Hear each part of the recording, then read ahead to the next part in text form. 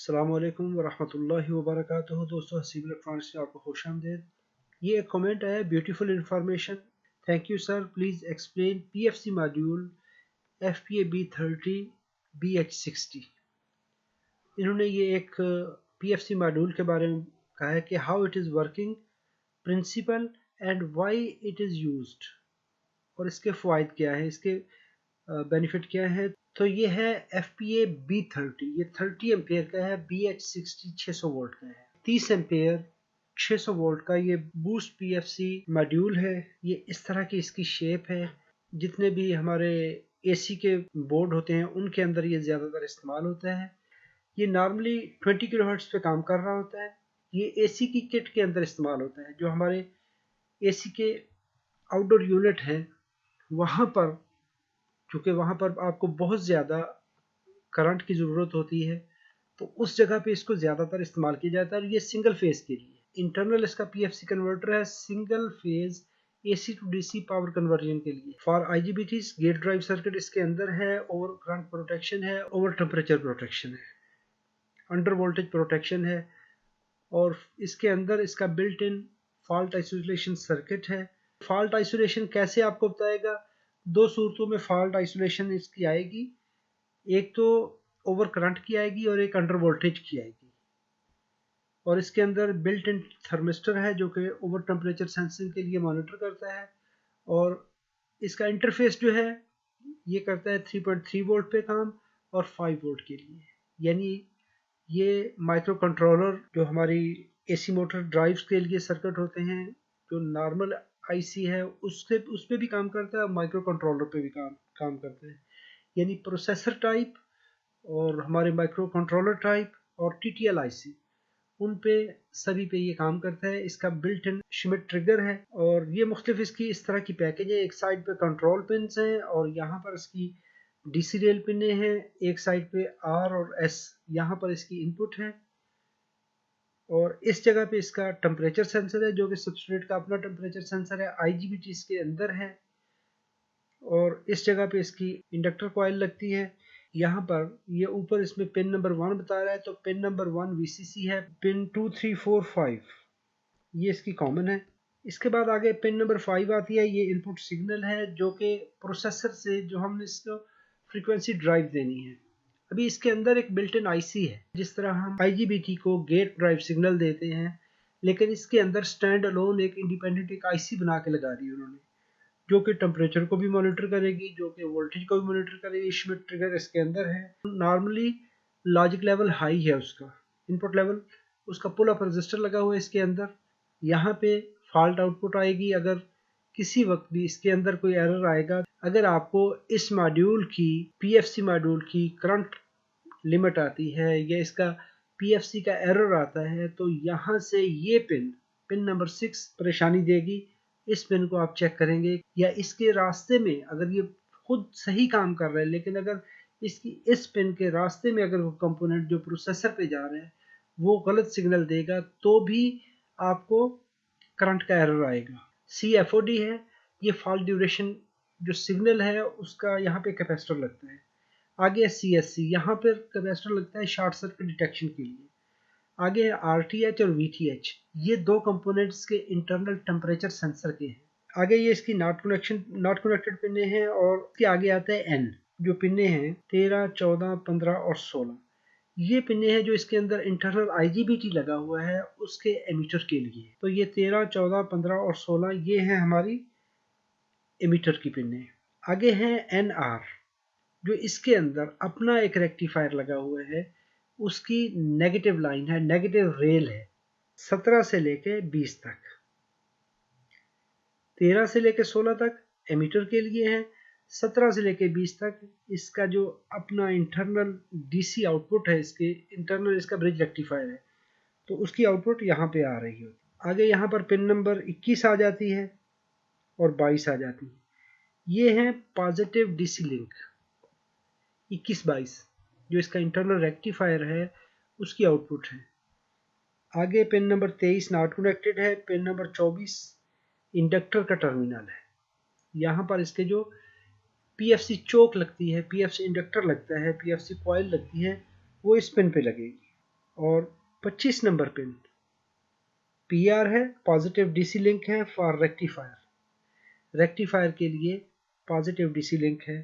आगे R और S हैं, ये इसके लाइन और न्यूट्रल 220 वोल्ट के लिए इनपुट है। आप 220 दे देते हैं।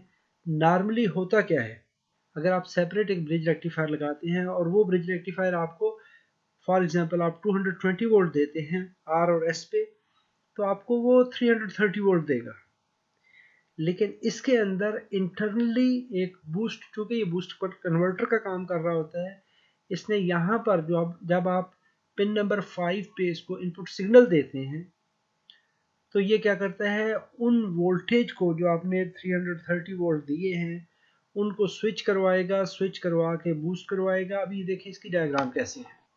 अभी ये कैसे काम कैसे कर रहा है, ये देखिए VAC आपने यहाँ पर AC वोल्टेज इन कर दिए, ये सोर्स वोल्टेज है आपके। जब हम एक्सटर्नल वोल्टेज जो लाइन वोल्टेज है वो यहाँ पर R और S पिन है, यहाँ पर हम ये वोल्टेज अप्लाई करते हैं पिन नंबर 26 और 27। यहाँ से पॉजिटिव वोल्टेज आउट हुए आपके, यहाँ से ये एक्सटर्नल इंडक्टर लगता है।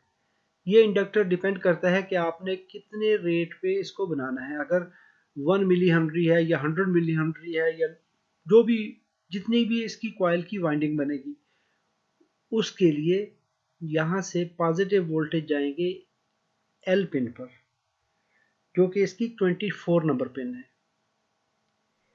यानी 26 और 27 पे आपने AC इनपुट देनी है, 25 से आपको पॉजिटिव वोल्टेज मिल जाने हैं। ये पॉजिटिव वोल्टेज यहाँ से चलेंगे, इस जगह पे आ गए। अभी करना क्या है इसने, जिस वक्त आपको PFC को एक्टिवेट करवाना है, आपने इसको ऑन करवाना है, तो यहाँ से क्या होगा, एक ड्राइव सिग्नल आएगा। ये ड्राइव सिग्नल जिसको इन कहते हैं, ये इन वाला सिग्नल पिन नंबर 5 पे आता है। ये क्या करेगा, जब इसको VCC आपने अप्लाई कर दिए, ये 15 वोल्ट VCC एक तो इसकी चिप स्पाइसिंग के लिए है और एक IGBT के गेट ड्राइव नेटवर्क के लिए। ये वोल्टेज आपने इसको अप्लाई कर दिए। अभी जो पल्स आएगी, उस पल्स के ऑन टाइम में जो ही वो सर्किट ऑन होगा, तो ऑन होने से क्या होगा, ये IGBT स्विच करेगा। जब ये स्विच करेगा, ये है हमारी नेगेटिव रेल। ये नेगेटिव रेल अगर आप देखेंगे तो एक तो लगी हुई है ये इस कैपेसिटर के एंड पे, इस एंड पे। अभी कैपेसिटर का पॉजिटिव एंड देखिए तो कैसे चल रहा है, यहाँ से पॉजिटिव वोल्टेज चले, इस कॉइल से चलते हुए नॉर्मली इस कैपेसिटर को चार्ज कर देंगे। जब आपने कोई सिग्नल नहीं दिया,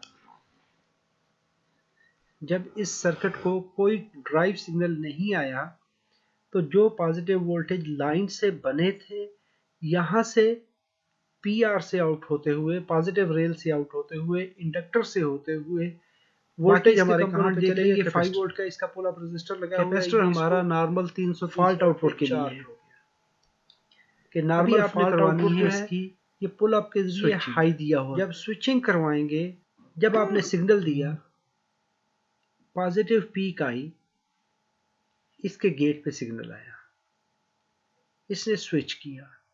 स्विच किया तो ये देखिए नेगेटिव लाइन जो हमने ये कहा था, यहाँ से नेगेटिव से करंट चलेगी पॉजिटिव की तरफ और इस इंडक्टर से गुजरेगी। अभी इसने एक पल्स जनरेट कर दी, 20 किलोहर्ट्ज पे अगर आ रहा है तो वो पल्स यहाँ से गुजरेगी, इस कॉइल में मैग्नेटिक फील्ड बनेगा। और जैसे ही यहाँ से पल्स कट होगी, इसके कट होने से इसमें बना हुआ मैग्नेटिक फील्ड कोलैप्स होगा। जैसे ही कोलैप्स होगा, अभी देखिए ये IGBT ऑफ हो गया। जैसे ही ये ऑफ हुआ, तो जो आपने वोल्टेज यहाँ पे मैग्नेटिक फील्ड बना था, कोलैप्स हुआ। कोलैप्स होने से रिवर्स वोल्टेज जनरेट होते हैं, जो कि अप्लाइड वोल्टेज के सीरीज में होते हैं। अभी कितने वोल्टेज चाहिए वो डिपेंड करता है कि कितनी पल्स टाइमिंग है, कितनी देर के लिए वो ऑन हुआ है। वो ऑन सिग्नल यहाँ से इन वोल्टेज को पास करवाएगा, क्योंकि यहाँ से तो वापसी का रास्ता ख़त्म हो गया, क्योंकि ये IGBT ऑफ हो गया। तो ये वोल्टेज इन वोल्टेज के सीरीज में ऐड होते हुए हमारे इस कैपेसिटर को चार्ज करवाएंगे। अभी नेगेटिव रेल से कितनी करंट फ्लो हुई, ये हमारी नेगेटिव रेल है। नेगेटिव रेल में से कितनी करंट फ्लो हुई, अभी करंट फ्लो कैसे होगी, यहाँ से करंट चलनी है, तो जितनी करंट फ्लो होगी उस करंट को डिटेक्ट करेगा ये ऑपरेशनल एम्पलीफायर। अभी जब आपको ओवर करंट का इशू आता है, यानी आईपीएम करंट की या पीएफसी करंट का एरर जैसे ही आएगा, तो उसमें देख लें कौन कौन से कंपोनेंट आ रहे हैं। एक तो हमारा ये रजिस्टर आ जाता है, शंट रजिस्टर आ जाती है, ये एक्सटर्नल शंट लगाई जाती है, तो एक्सटर्नल शंट आपकी यहाँ पे आएगी। इसके अक्रॉस ड्रॉप वोल्टेज आपको इस ऑपरेशनल एम्पलीफायर पे दिए जाते हैं। ये एक्सटर्नल LM358 होगा, LM324 होगा, LM कोई भी होगी, 158 है, 258 है, 358 है, कुछ भी होगा, ऑपरेशनल एम्पलीफायर होगा। वो इन वोल्टेज को एम्पलीफाई करेगा, एम्पलीफाई करके एक तो बता देगा, ये देखिए भी इसकी फीडबैक कहाँ जा रही है। एक तो जा रही है माइक्रो कंट्रोलर पे, माइक्रो कंट्रोलर को पता चल गया कि जी कितनी करंट फ्लो हो रही है। आगे हमारे सर्किट में कहीं पे भी कंप्रेसर मोटर शॉर्ट हो गई, लोड तो इस कैपेसिटर से निकलना है, वोल्टेज तो यहां से आगे सर्किट को फीड होने है। अभी जैसे ही उसने यहां से करंट लेनी है, उस करंट का फ्लो यहां से होना है। जैसे ही करंट का फ्लो बढ़ेगा, जैसे ही करंट का फ्लो बढ़ेगा, दो काम होंगे। एक तो क्या होगा कि सबसे पहले ये इसकी करंट सेंस CSC पिन जो है ये हाई हो जाएगी। वो हाई कैसे होगी, उसके लिए कौन कौन से प्रॉब्लम आते हैं आपको। एक तो प्रॉब्लम ये आ सकता है कि इस ऑपरेशनल एम्पलीफायर का ये खुद ख़राब हो सकता है। अगर इसके सर्किट में कोई एरर है, ये इसकी फीडबैक रजिस्टर और इसकी ये सर्किट में कोई दिक्कत आ गई, ये इसने अगर सेंस गलत कर लिया, तो भी ये CSC इनपुट हाई हो जाएगी। जैसे ही CSC इनपुट हाई होगी, ये अपना सर्किट डिसेबल कर देगा। एक तो डायरेक्टली यहाँ से सिग्नल हाई चला गया, और एक इस मॉड्यूल ने VFO फॉल्ट आउटपुट को लो कर देगा। जैसे ही फॉल्ट आउटपुट लो होगी, कंट्रोलर को पता चल जाएगा, वो फौरन से एरर जनरेट करवाएगा और सीधा कहाँ पे बताएगा, हमारे इंडोर पे डिस्प्ले हो जाएगा। IPM की करंट जो है उसका जो भी कोड आएगा, H6 है, A3 है, कुछ भी होगा, H21 है, C21 है, जो भी है, E9 है, कुछ भी होगा, वो हर कंपनी का, हर कंट्रोलर का उसके सॉफ्टवेयर पे डिपेंड करता है। जो भी कोड आएगा वो शो कर देगा। अभी उसके शो करने के लिए कौन सी चीज़ आ गई, एक तो ये हो गया कि यहाँ से करंट बड़ी इंक्रीज हुई, किस वजह से, इसका इंटरनल IGBT शॉर्ट हो गया। जैसे ही इंटरनल IGBT शॉर्ट होगा, तो क्या करेगा, यहाँ से देखें तो करंट ज़्यादा लेगा। ये मॉड्यूल एक तो इसका इंटरनल प्रॉब्लम आ गया, ये मॉड्यूल शॉर्ट हुआ, करंट ज़्यादा हुई, इस ऑपरेशनल एम्पलीफायर ने बता दिया कि जी ओवर करंट हो रही है। सेकंड, अगर ये किसी वजह से ये ठीक है और कुछ और प्रॉब्लम आ गया, अंडर वोल्टेज हो गया या ओवर करंट हो गई, तो इसने VFO पिन लो कर दी। जैसे ही इसने फॉल्ट आउटपुट लो की, कंट्रोलर ने उसी वक्त मैसेज छोड़ दिया कि भाई आगे प्रॉब्लम आ गई है। अच्छा, यहाँ से ये वोल्टेज पंप कर रहा है, यही वोल्टेज बन के इस पे आ रहे हैं। इस वोल्टेज को ये इसकी IC खुद से सेंस कर रही होती है कि जी वोल्टेज कितने हैं। करंट सेंस यहाँ से हो गई, उन वोल्टेज को सेंस करके वापसी कंट्रोलर अपनी फीडबैक ले रहा होता है। जब आपने इसको सिग्नल देना है, तो ये इसकी ड्यूटी साइकिल को ये कंट्रोलर ऑन ऑफ करवाएगा। अभी इसकी पल्स आनी है इन पिन पे, पिन नंबर 5 पे इसकी पल्स आएगी, तो ये स्विचिंग करेगा। और यहाँ पे इसका ये डायोड है। इन कंपोनेंट्स को आप एक्सटर्नल मल्टीमीटर से मैनुअली चेक भी कर सकते हैं। चेक कैसे करेंगे, अगर ये P पिन है, जो इसकी पिन नंबर 21-22 है, वहाँ से, और जो इसकी L पिन है 24, 21-22 और 24 पे अगर मल्टीमीटर लगाएंगे, तो आप ये डायोड मोड में रखते हुए ये चेक कर लेंगे। अगर ये डायोड शॉर्ट हो गया, तो क्लियर पता हो जाएगा कि जी ये डायोड शॉर्ट है। इसी तरह आप L पिन और इसकी N पिन, जो L पिन है वो 24 नंबर है और N पिन है 13 से लेकर 16 तक। अगर आपको शॉर्ट सर्किट मिलता है तो यहाँ से IGBT आपके प्रॉब्लम है, तो IGBT में दिक्कत आएगी, प्रॉब्लम आएगा। इसी तरह आप R और S हमारी पिने हैं 26 और 27, NR ये हमारी पिने हैं 17 से 20, ये पिन नंबर है 25। तो यहाँ से आप जैसे नॉर्मल ब्रिज रेक्टिफायर को चेक करते हैं उसी तरह से आप इसको टेस्ट कर लेंगे। यानी अगर PR पॉइंट पे अगर ब्लैक लीड रखेंगे तो 26-27 पे आपको रेड लीड शिफ्ट करने से वो डायोड मार्ट की ये डायोड चेक करवाएगा, इसकी इंडिकेशन देगा। इस पे अगर पॉजिटिव लीड रखेंगे, रेड लीड रखेंगे और ब्लैक लीड को इन 2 पॉइंट्स पे देंगे तो आपको इंडिकेशन आएगी। इन लीडों को रिवर्स कर देंगे, 25 नंबर पिन पे रेड लीड लगाएं, 26-27 पे ब्लैक लीड लगाएंगे तो ये आपको ये दोनों डायोड ओपन मिलेंगे। इसी तरह इस पॉइंट पर ब्लैक लीड लगा लें 26-27 पे, ये NR पिन है आपकी 17 से 20, इन 2 पिनों पे पॉजिटिव लीड लगाएंगे तो ये आपको रिवर्स बायस मिलेंगे। इस तरह से आप इनको एक्सटर्नली जो पावर ड्राइव कंपोनेंट है उनको आप चेक कर सकते हैं। अगर तो ये आपको ओवर करंट का इशू आ रहा है का या PFC करंट का इशू आ रहा है तो यहाँ से आप ओवर करंट का इशू आ रहा है, अंडर वोल्टेज का इशू आ रहा है, यही प्रॉब्लम आते हैं, इस तरह के एरर आते हैं। तो ये हमेशा हमारे मैक्सिमम फॉल्ट जो है ये पावर ड्राइव सर्किट में आते हैं।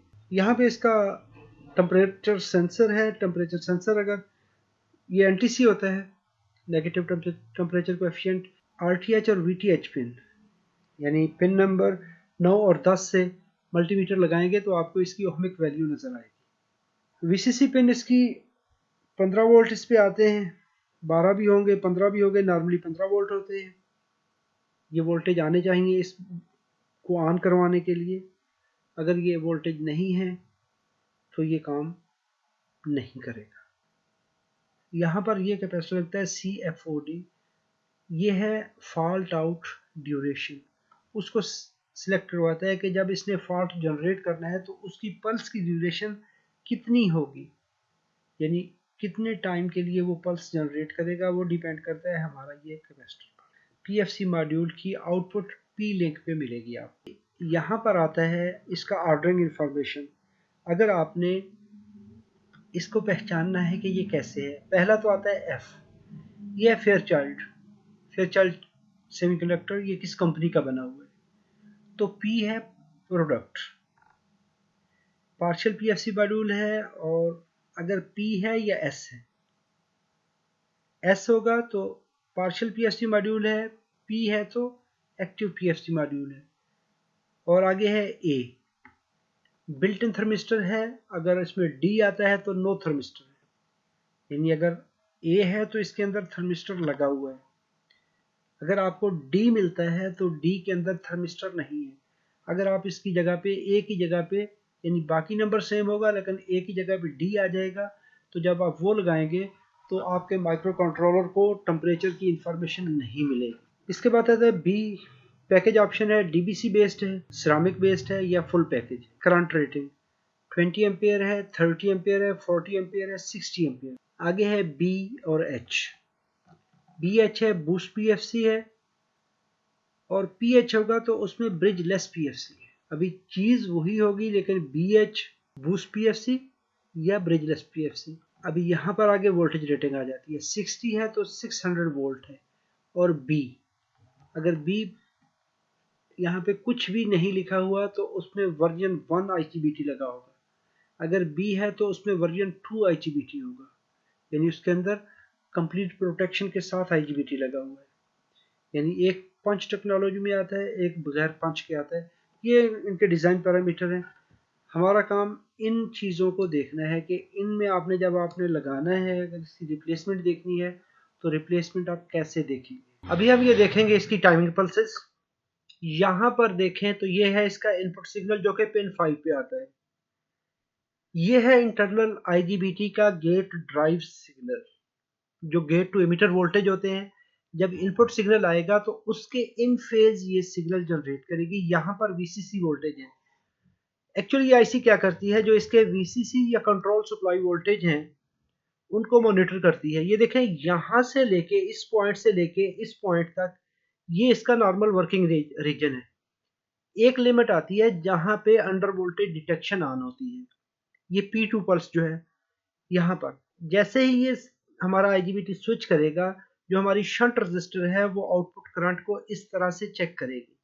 इस तरह से आउटपुट करंट पल्स चलेगी, ये करंट इस तरह चलती जाएगी। अभी देखें जैसे ही अंडर वोल्टेज हुए, वोल्टेज लेवल डाउन हुआ, तो क्या होगा, हमारा P4 सिग्नल है फॉल्ट सिग्नल जनरेशन। ये फौरन से आउटपुट में फॉल्ट जनरेट कर देगा जी, वोल्टेज डाउन हो गए। अभी देखें वहां पे क्या होगा, इनपुट सिग्नल तो आता रहेगा, वो तो इनपुट सिग्नल तो आईपीएम माइक्रो कंट्रोलर चला रहा है, लेकिन जो मॉड्यूल है वहां पे आईजीबीटी की गेट ड्राइव रुक जाएगी, वीसीसी वोल्टेज डाउन है, आउटपुट करंट रुक जाएगी और फॉल्ट आउटपुट स्टेबल रहेगी। कब तक, जैसे ही हमारी सप्लाई वोल्टेज या कंट्रोल वोल्टेज अपने लेवल पे वापस पहुंचेंगे तो ये रीसेट हो जाएगा, ये ऑटोमेटिकली रीसेट हो जाएगा और जो पल्स उस वक्त चल रही है उससे नेक्स्ट पल्स जब आएगी फिर से ये अपना फंक्शन स्टार्ट कर लेगी। ये है अंडर वोल्टेज प्रोटेक्शन की कहानी। यानी जैसे ही कंट्रोल वोल्टेज डाउन होंगे अपनी लिमिट से, ये आईसी अपना फंक्शन, ये मॉड्यूल अपना फंक्शन स्टॉप कर देगा। नेक्स्ट है हमारी ओवर करंट प्रोटेक्शन। यहां पल्सेस देख लें, इसकी कंट्रोल सिग्नल आ रहा है, इंटरनल आईजीबीटी का सिग्नल भी उसी तरह चल रहा है, लेकिन ओवर करंट को देख लें, जब तक तो करंट ये नॉर्मल चल रही है तो ये ठीक है, लेकिन जैसे ही किसी वजह से कोई भी रीजन होगी, उस रीजन की वजह से आउटपुट में ओवर करंट चलेगी, तो जो सेंसिंग वोल्टेज है, जो वोल्टेज ड्रॉप होगा वो हमारी उस रजिस्टर के ऊपर यहां पर इंक्रीज होगा। वहां पर जो हमने CFOD कहा है, फॉल्ट आउटपुट डिले सर्किट, और CSC जो कैपेसिटर शॉर्ट सर्किट कैपेसिटर है जो फिल्टर लगता है, ये उसका टाइम डिले यहां से कैलकुलेट होगा। ये क्या करेगी, जैसे ही करंट की अमाउंट बढ़ी, यहां पर देखें तो ओसी डिटेक्शन, ओवर करंट डिटेक्शन, जो हमने कहा था ऑपरेशनल एम्पलीफायर लगा हुआ है और रजिस्टर नेटवर्क लगा हुआ है, यहां पर ये उस पीक को डिटेक्ट करेगा, फौरन से इसकी आउटपुट स्टॉप हो जाएगी। एक तो इसने आउटपुट स्टॉप कर दी, आउटपुट करंट स्टॉप हो जाएगी, यानी जो लीनियर करंट है, जो रेगुलर करंट है वो फ्लो करना शुरू कर देगी, इसका बूस्ट फंक्शन ऑफ हो जाएगा, और साथ ही ओवर करंट रेफरेंस जो है वो अपने उस लेवल से जो ओवर लेवल है उसको डिटेक्ट कर लेगा। अभी देखें पहले भी सेंसिंग करंट की छोटी पल्सेस आ रही हैं, लेकिन जो पल्स इसके इस पीरियड में आएगी, जो इसका कैपेसिटर का आरसी का time delay filter delay circuit है, उसके अंदर जो पल्स फॉल करेगी, उस वक्त ये सर्किट इनेबल हो जाएगा और यहाँ से फॉल्ट जनरेट कर देगा कि जी ओवर करंट चल रही है। टाइम डिले के अंदर जितना उसका आरसी टाइम कांस्टेंट है, उसके अंदर जैसे ही वो पल्स आएगी फौरन से फॉल्ट जनरेट होगा और एरर आपको शो हो जाएगा। दोस्तों उम्मीद करता हूँ ये वीडियो आपके लिए मालूमाती है। अगर आपने इसमें से कुछ सीखा तो सब्सक्राइब कर लीजिए, और अगर फ्यूचर में मेरी वीडियोस देखनी हो तो सब्सक्राइब करके बेल आइकॉन बटन प्रेस कर लें, ताकि मेरी हर आने वाली वीडियो की नोटिफिकेशन बर वक्त आपको मिल सके। अपना बहुत सारा ख्याल रखिएगा। अल्लाह रब्बुल इज्जत आप सबको अपनी हिफाजत में रखे, सलामत रखे। अस्सलाम वालेकुम वरहमतुल्लाहि वबरकातुहू।